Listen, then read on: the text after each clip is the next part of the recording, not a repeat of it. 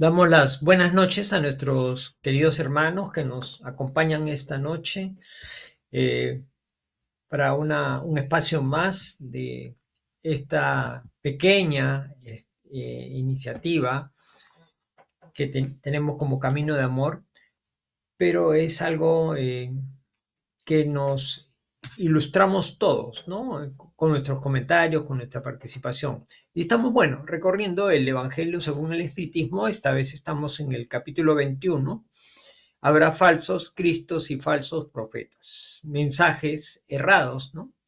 Y nos toca hablar de no crean a todos los espíritus, ¿no?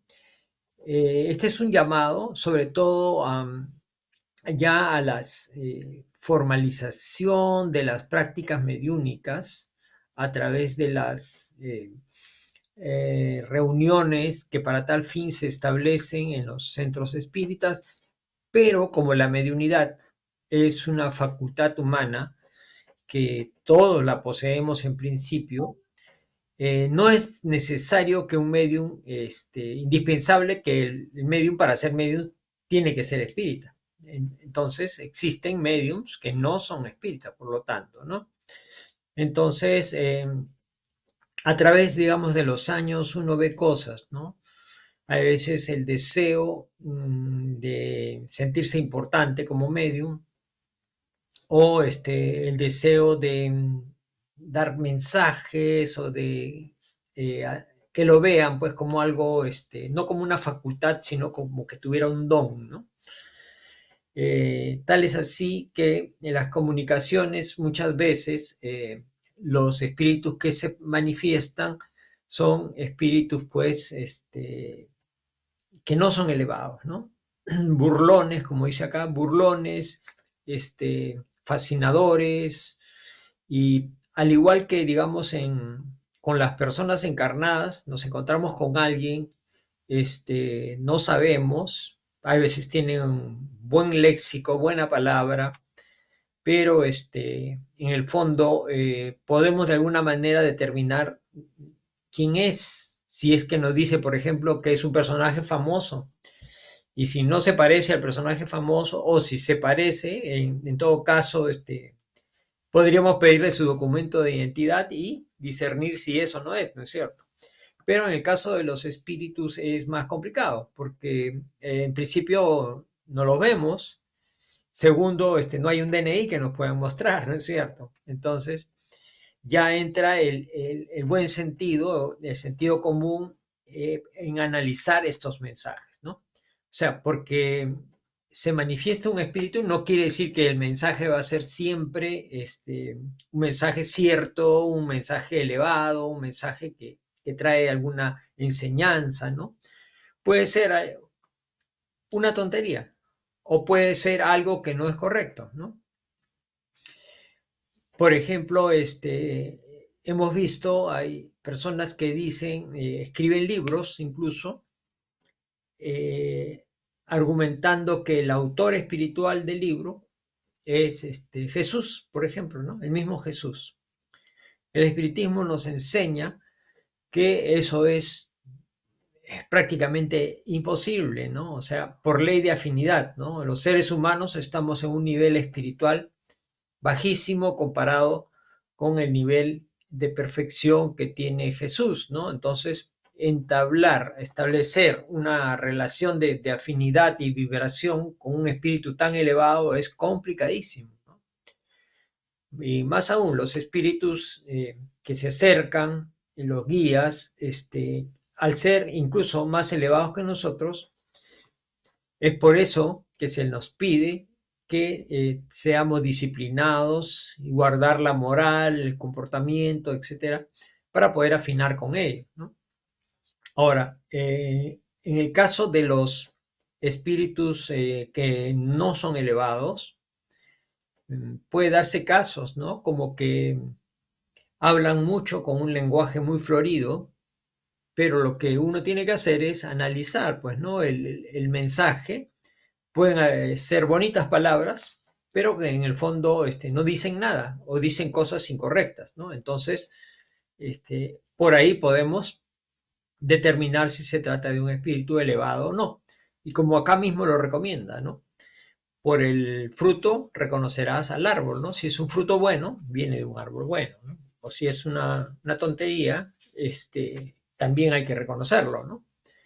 Pero hay veces el medium, por orgullo, no reconoce eso, ¿no? Porque se cree, digamos, que él debe recibir espíritus elevados y un medium de su categoría no debería o no es capaz de recibir un espíritu burlón, fascinador o ignorante, ¿no? Entonces, no acepta a veces, ¿no? Sin embargo, la razón y el buen sentido nos dicen que hay que analizar el contenido y de acuerdo a eso, no aceptarlo a ciegas, ¿no? No aceptarlo a ciegas.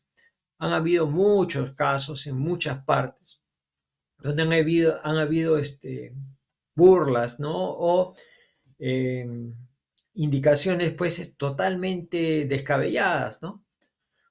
Recuerdo una anécdota que me contaron que un centro espírita el medium había recibido el mensaje de un supuesto espíritu elevado que les pedía a todos los integrantes del centro que se vistieran de blanco y que al día siguiente a las 12 del día estuvieran en el cementerio, que iba a haber un mensaje especial, algo así, ¿no? Y entonces, en vez de analizar a la luz de la razón el mensaje, al día siguiente todos estaban vestidos de blanco a las 12 del día en el cementerio, ¿no? Haciendo el ridículo, obviamente, porque no hubo ningún mensaje, ¿no? Entonces, ese tipo de cosas puede pasar y puede pasar también cosas más sutiles, ¿no? Entonces, en ese sentido, el espiritismo es una ciencia, ¿no? Y apela siempre al buen sentido. El profesor Kardec era un hombre muy inteligente, ordenado y metódico, ¿no? Esa metodología que utilizó para recopilar las informaciones que venían del plano espiritual, como bien lo han mencionado, la concordancia universal, se basaba en eso, ¿no? Él formulaba las preguntas, las tenía ya hechas, y a través de diferentes mediums, en diferentes momentos, en diferentes lugares, ¿no? Hacía la misma pregunta.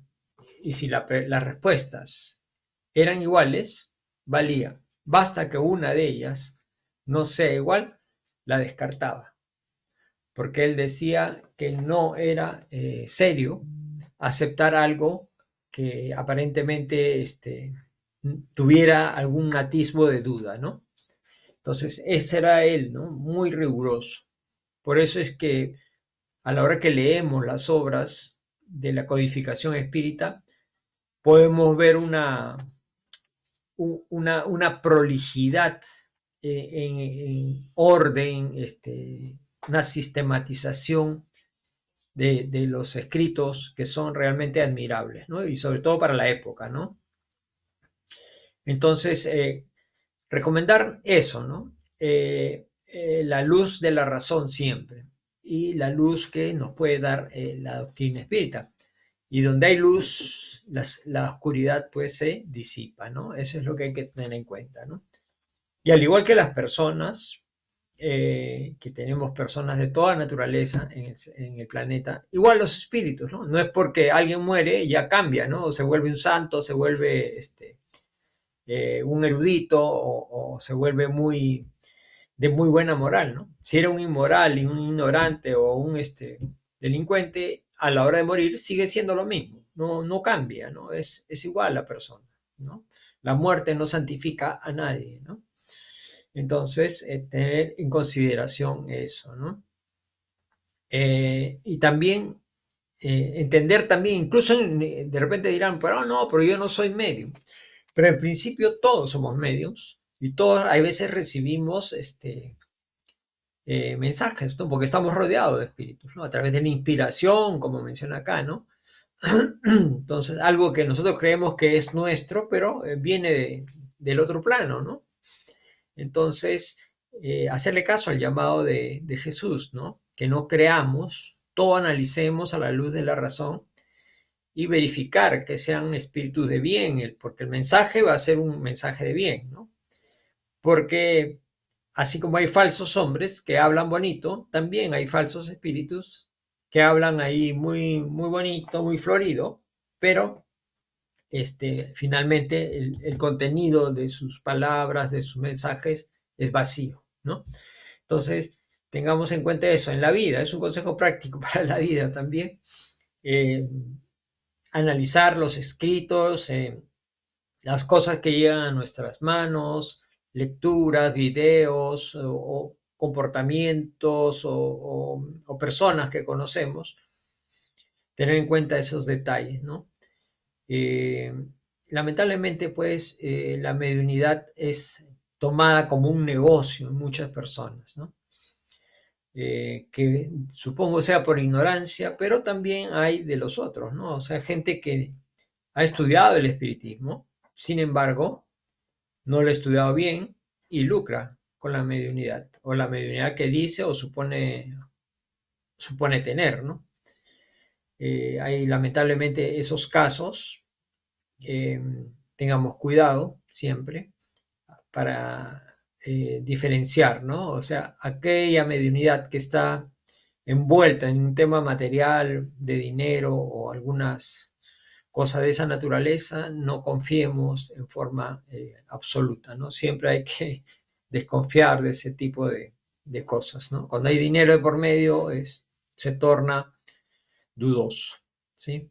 Entonces, bueno, es el llamado al buen sentido y entender que el detalle y el orden que tienen las obras de la codificación nos hace ver todas estas cosas, entenderlas, revisarlas y el nivel tan eh, asociado a la razón que nos enseña el profesor Kardec, incluso nos lleva a la reflexión y a ordenar la forma de analizar las cosas que nosotros tenemos, ¿no? Muchas veces analizamos las cosas de una manera, pero a la hora que leemos la forma en que el profesor Kardec las analizó, aprendemos también. Aprendemos y utilizarlas para nuestra vida también es algo muy beneficioso. Hermanos, muchísimas gracias por su atención. Ese ha sido el comentario de esta noche.